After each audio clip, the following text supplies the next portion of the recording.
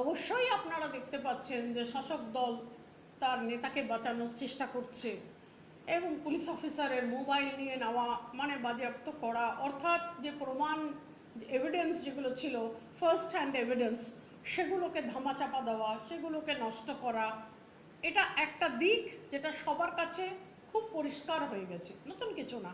কেন এত খারাপ ভাষা ব্যবহার করার পরে মা, বোন, স্ত্রী এদের মানে বাংলার মেয়েকে অপমান করার পরে এই যে একটা পদক্ষেপ যে পুলিশ অফিসারের মোবাইল নিয়ে নিলাম, তার মানে ফার্স্ট হ্যান্ড এভিডেন্স তো যে ফোনে রেকর্ড হয় সেই ফোনেই থাকে, এটা প্রাইমারি এভিডেন্স বলে। প্রাইমারি এভিডেন্সটাকে নষ্ট করে দিলাম, এটা যেমন একটা দিক। আবার আরেকটা দিক আছে এটার, সেটা হচ্ছে পশ্চিমবঙ্গে অন্য অন্য রাজ্যের মতো কয়েক ধরনের পুলিশ আছে। জিনিসটা একটু বুঝতে হবে, কয়েক ধরনের পুলিশ। কয়েক ধরনের পুলিশ বলতে আমি যেটা বুঝি সেটা হচ্ছে, প্রথম পুলিশ অফিসার যারা, যেমন ধরুন সিভিক ভলান্টিয়ার, এরা পুলিশ না হলেও পুলিশের কাজ করে।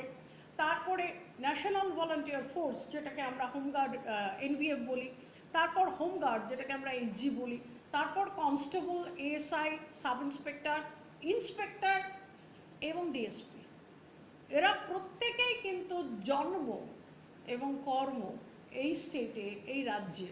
আমি তাদের বলি হোম গ্রাউন্ড পুলিশ অফিসার্স। দিকে শাসক দলের অত্যন্ত চাপ, শাসক দলের প্রবল চেষ্টা তার নিজস্ব নেতাকে বাঁচানোর জন্য, যেভাবেই হোক বাঁচাতে হবে।